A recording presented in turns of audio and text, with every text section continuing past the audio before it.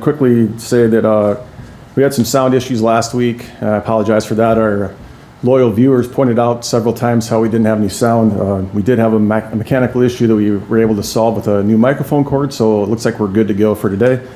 With that being said, I'll turn over the floor to Animal Control Supervisor Patty Beckman to talk about a recent investigation.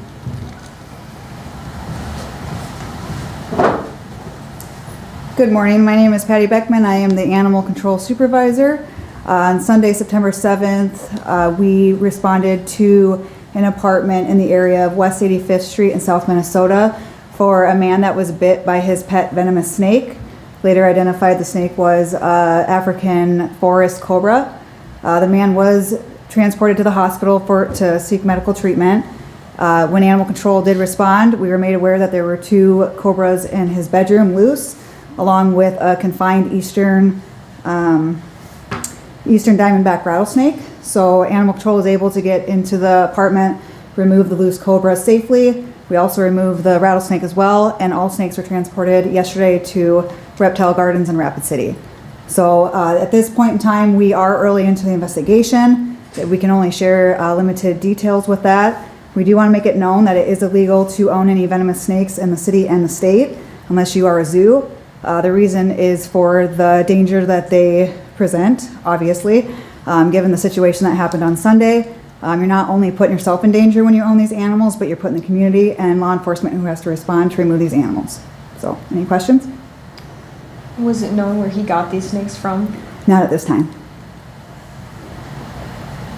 And so the snakes were taken to Reptile Gardens because they were illegal to own, I'm assuming?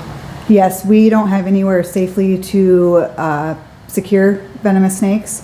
So all 3 of the snakes were venomous. The 2 were the African forest cobras, and then the diamondback or the eastern diamondback rattlesnake.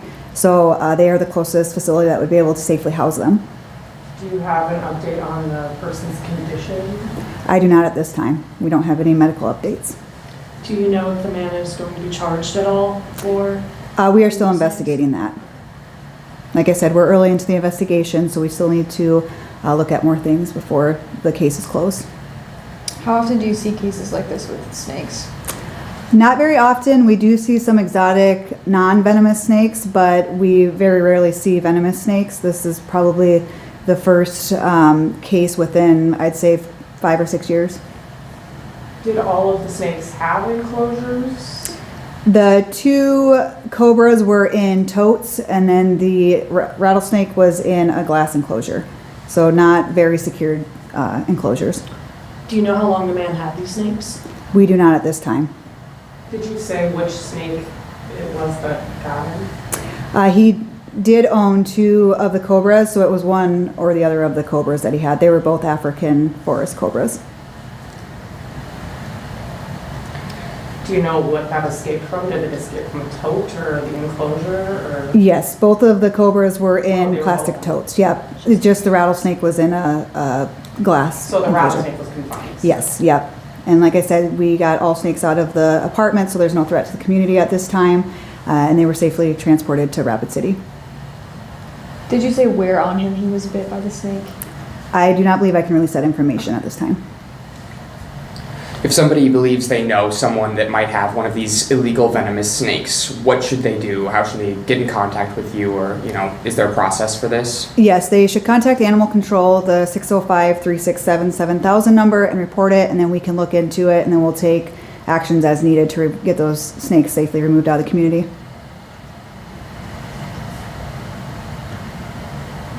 How deadly is that snake, generally? Per Google, it's one of the 4th venomous, high venomous snakes, from what I read, so I don't know, take that with what you want. I'm not very knowledgeable on the cobras. So is the person still hospitalized, or do you know? At this point, I have not received any medical updates. We will be following up this week. Were they hospitalized? They were transported to the hospital, yes. And do you know what might have instigated the cobra to bite him? I believe that the totes were knocked over and he stepped on one of the cobras, so. Okay.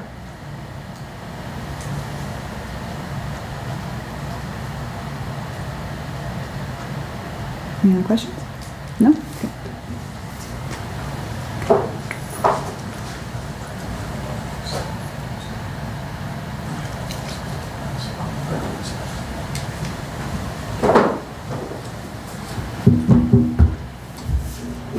Thanks. The log today, one thing to go over in the log was a fraud report we received yesterday afternoon. This involved a 66-year-old victim who called the police to report that there was a man that she knew that was in an accident in Mexico City and went to a hospital, and she was unable to get a hold of him.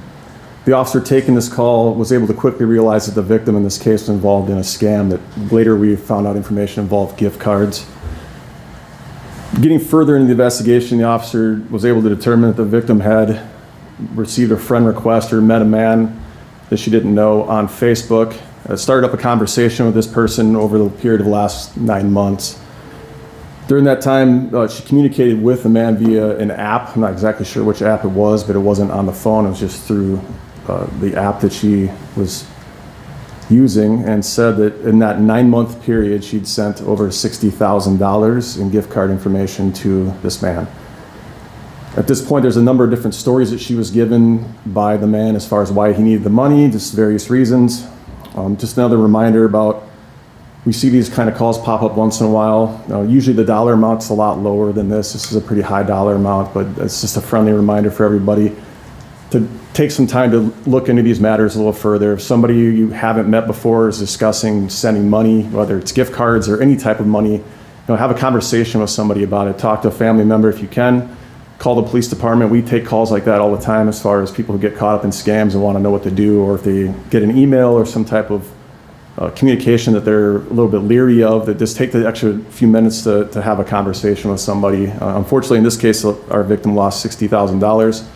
It's next to impossible to get that money back, especially when it's sent in gift cards. It usually involves the gift card number being given to the suspect right away. The money is used quickly, and it's hard to recoup those funds. So just another reminder on that. Any questions about all of those type of scams? I know we've touched on it quite a bit in the past. So. Other than that, I have nothing else unless anybody has any other questions today. All right, thank you. Have a good day.